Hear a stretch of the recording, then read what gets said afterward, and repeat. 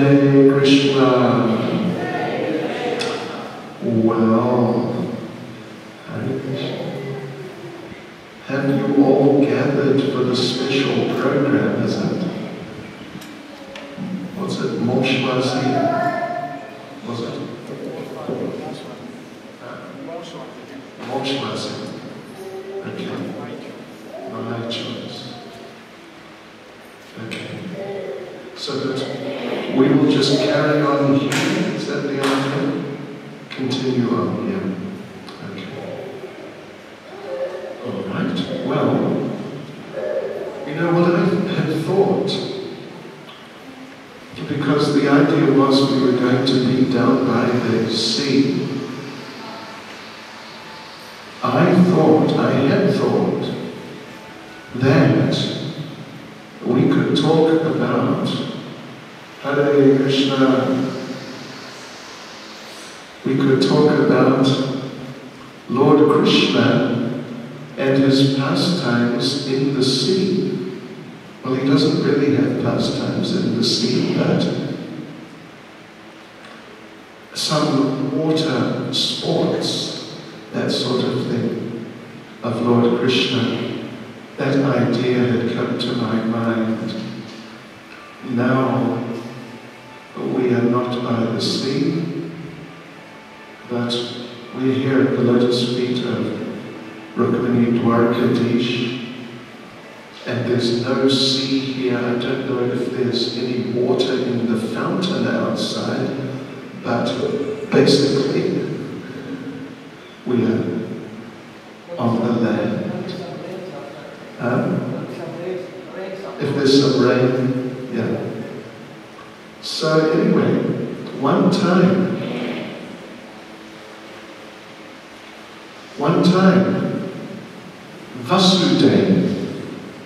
Vasudeva, Krishna's father from Mathura,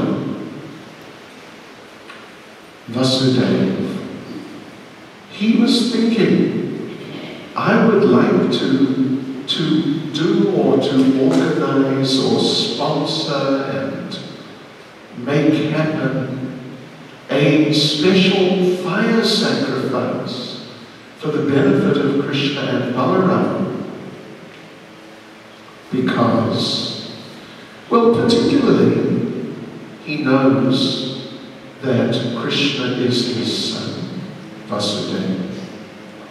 Balaram, well, Balaram's also his son. Balaram's also his son. So, although they were separated, of course, Krishna and Balaram, as soon as they appeared,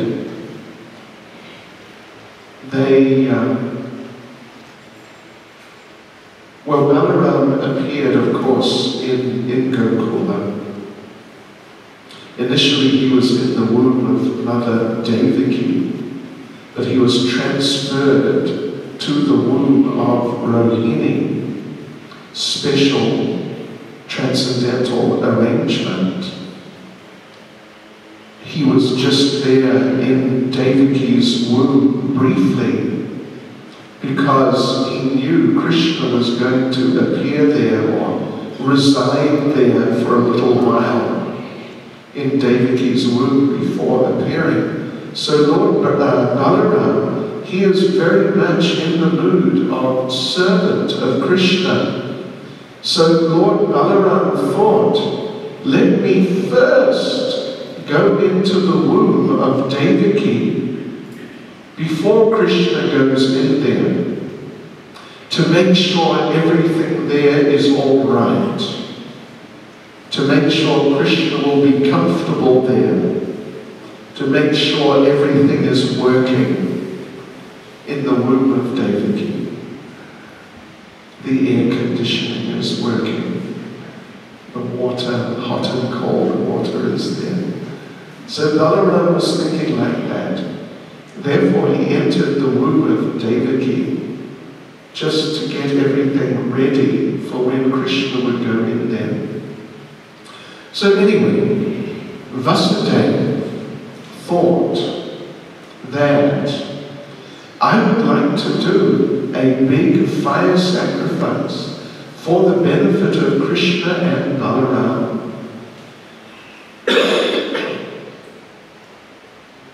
So he organized big fire sacrifice. And that big fire sacrifice was to take place at Govinda Kund. Some of you may have been there. It is right next to Govardhan Hill. Yes, it's right there. And it's a very sacred place. So Vasudeva was thinking, let us have a big fire sacrifice there. So he sent out the messages.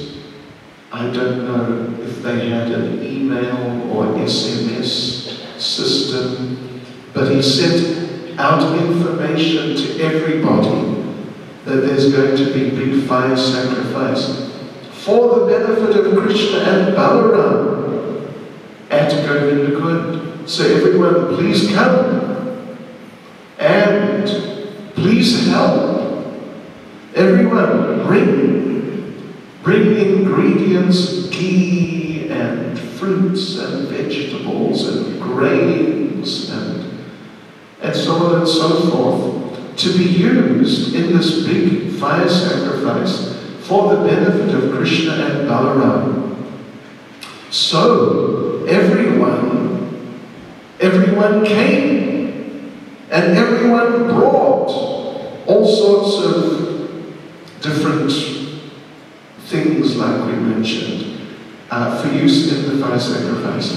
And the gopis, headed by Srimati Radharani, they also heard that there's going to be this big fire sacrifice. So they gathered up dairy products, all different types of dairy products for the fire sacrifice. Milk, ghee, butter, yogurt, charge, buttermilk, and cream, and double cream, and clotted cream, and paneer, and what other dairy products do we know? Shrikant. Huh? Oh, and ice cream. And ice cream. And what other dairy products did they bring devotees? Conditioned rasgulla. Rasmalai. What did you say? Conditioned milk. Conditioned milk. Condensed milk. Okay. And chum chum. Do you know what is chum chum? Oh, you do? You don't? I make it. Oh, you make it? Anyway, if you don't know what is chum chum, you have not lived. And so they were bringing all different types of dairy products, but particularly things to be used directly in the fire sacrifice, like ghee, lots of ghee, and things like that. More like the raw dairy products. So they started. When they got the message, they were near Radha Kund, at the northern end of Govardhan Hill. So they got the message, and they immediately readied themselves and collected all their dairy products, and they were carrying them in pots on their heads. Can you ladies do that? Can you carry dairy products in pots on your heads, ladies? No. Pourquoi? Why not? Kali Yuga Mataji's.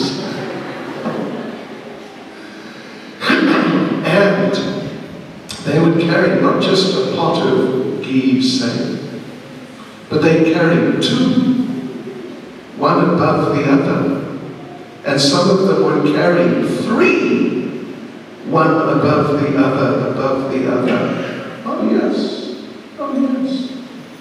Because traditional Vedic ladies, they had skills like that. Not just computer use, Facebook. What is it? BBM, do you have that here? Anyway, they had other skills. And they were so expert. They would sing while they're carrying all these goodies on their heads. They would sing and they would dance. Oh, they would dance with these things on their heads. And not just like dance like the Swami step. Right, left, right, left. But they would really dance and spin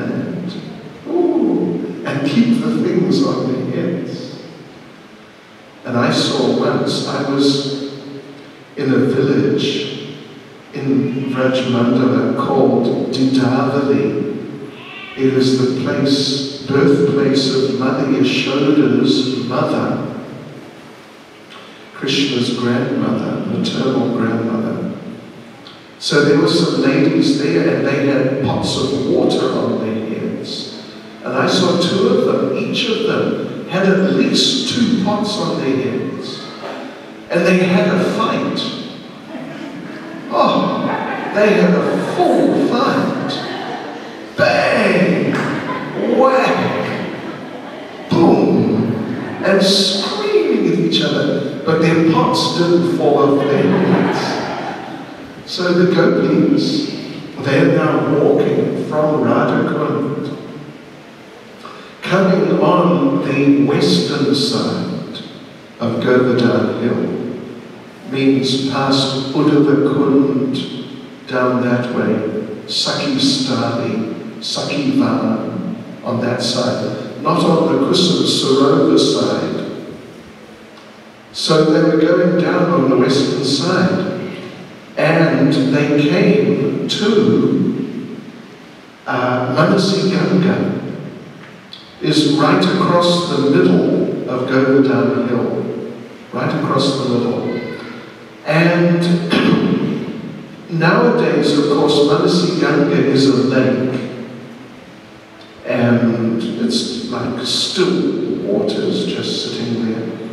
In those days, Manasi Ganga was a river, and it was flowing through and going off, and actually it was flowing down into Govindakund on the eastern side, actually. But there, at that point, where Manasi Ganga is now, right in the middle of Govardhan Hill, so they came there, and there's Manasi Ganga, and it's a river. And now they were thinking, how will we cross the river? We need a boat. We need a boat. So they looked around. There were no boats available. There were just no boats. So how are we going to cross? We can't swim across with all our dairy products. We need a boat. We have to have a boat. Then they saw one boat on the side. One very rickety, unsafe looking, unstable looking boat, sort of all messed up, scratches and pieces broken and faded paint and some holes. This old, sort of antique looking boat. But there was no other boat. So Radharani and the gopis thought, somehow we're going to have to use this boat. Where's the boatman? They looked around, no boatman. Then they looked in the boat. There was the boatman. Very young boatman. And boatman was in full samadhi. Dandavat's samadhi. In other words, he was fast asleep in the bottom of the boat. This young, very lazy-looking boatman who just happened to have extremely dark skin. Hint, hint. So, extremely dark skin. In fact, it was so dark, it was practically black, like real black, not just a brown or something. It was like practically black. And this boatman, he was just totally unconscious in the back, the bottom of the boat. And the gopis thought, we have to wake him up and make some deal, negotiate something with him so he'll take us across the river, Manasiganga. So they went and tried to wake up the boatman. Boatman, as we said, he was in full samadhi. And when someone is in full samadhi, it may not be so easy to get them out. Anyway, this boatman, he was fast asleep. They shook him, and eventually he grunted something. Ugh, what do you want? And they said, oh, please take us across Manasiganga. And boatman said, I'm too tired. Bang, back to sleep again. And they shook him more and more. We'll give you anything, just tell us what you want. How much do you want? 20 rupees, 50 rupees. And the boatman said, what? I don't take payment like that. I only take payment in dairy products.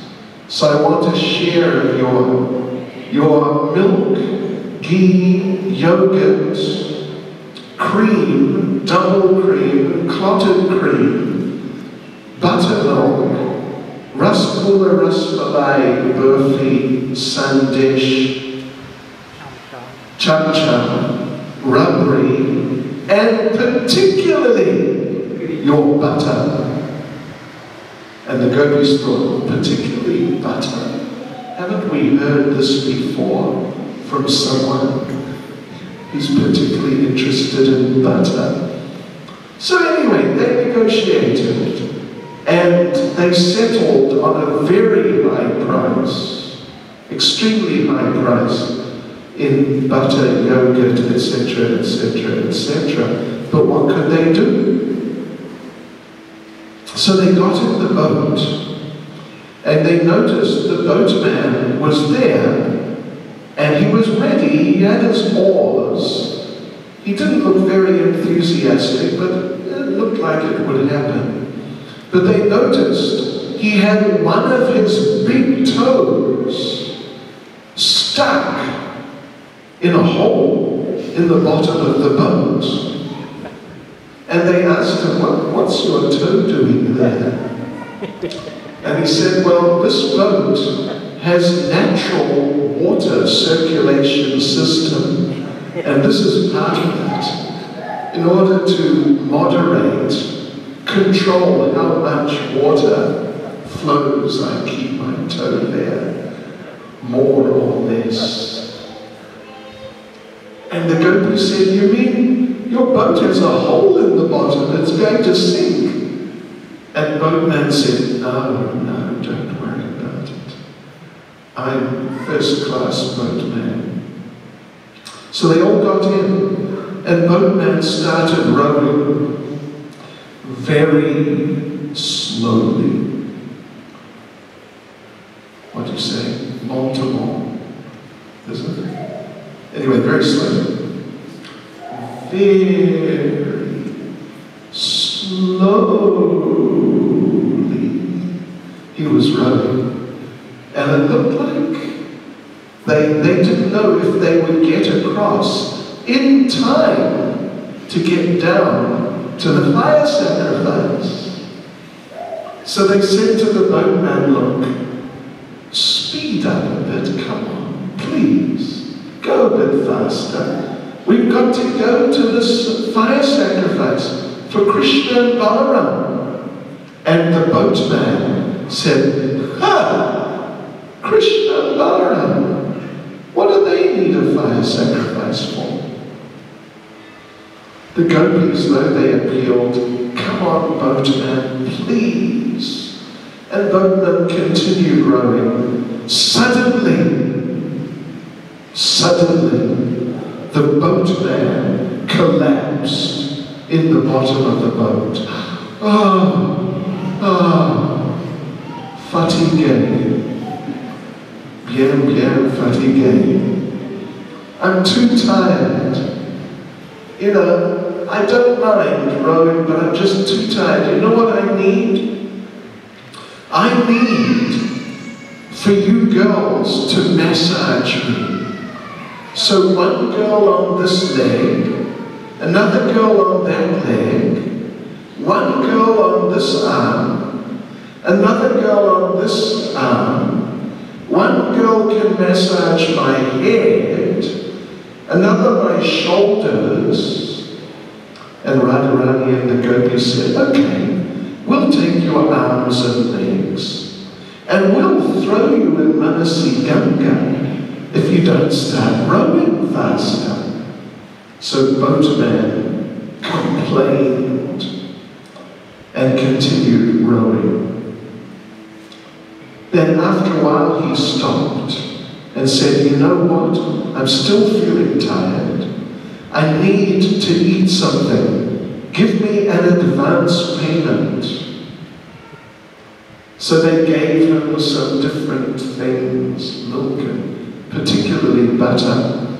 And boatman had a big feast. And then again when he finished, he collapsed in the bottom of the boat.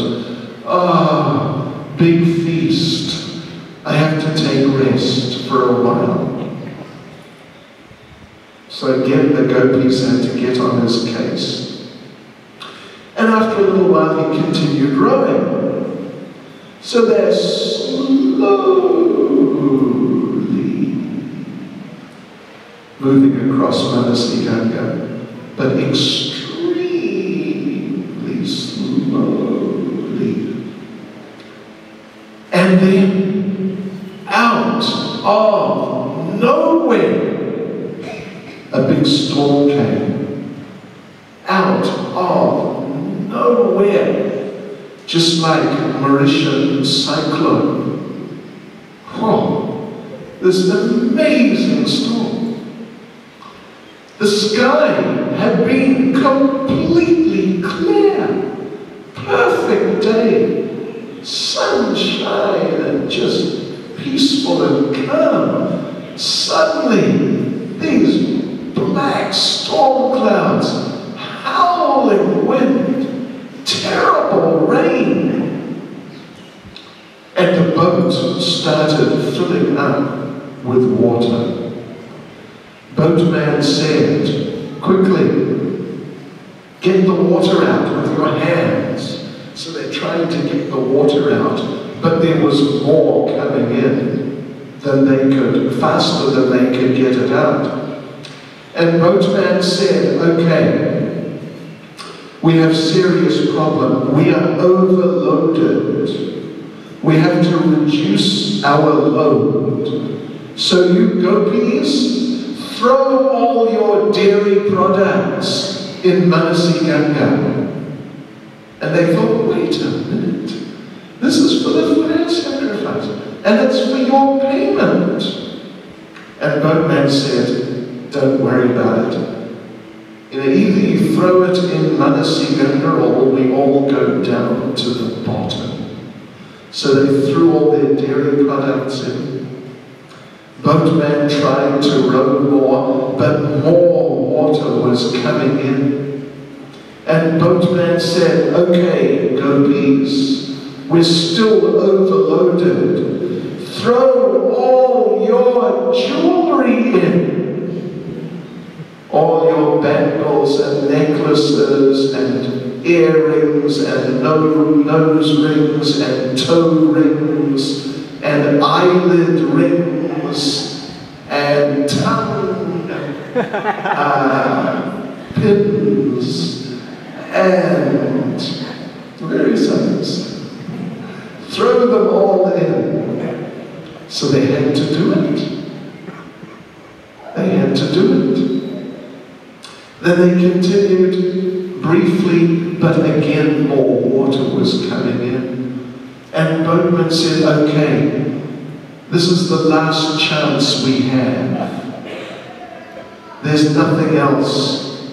You have to throw all your clothes in. And gopis were shocked. How dare you suggest that? And then the boat started going down. The boat started sinking. And the gopis were screaming. And Radharani was screaming, help! Boatman, save us! And she grabbed hold of the boatman, save us somehow, we'll do anything for you. And as she held the boatman, she noticed under his chadar, like on his chest, sort of from the waist, under his chadar, she felt something hard. And she lifted his chadar, and you know what she saw? It was a flute. It was a flute. And then she understood who the boatman was. I don't know if you had already guessed. But anyway, she understood who the boatman was. And then suddenly, the storm disappeared. As quickly as it appeared out of nowhere, storm just disappeared. And then Radha and Krishna and the gopis had beautiful boating pastimes on Manasigarga for the rest of the day. And as far as the fire sacrifice was concerned, they didn't worry about that because they were with Krishna and that was all they wanted. So, Jai Shri Krishna, Srimati Radharani ki, Shri Rukmini Dwarkadish ki, Shri Radha Golokananda ki. Yes, so this is nice boating pastime of Lord Krishna. And I had thought of telling that pastime down by the sea, but we ended up here, so that's okay. Srila Prabhupada ki Jai, Shri Giri Govardhan ki Jai, Shri Manasigarga ki Jai, Gaur Premanande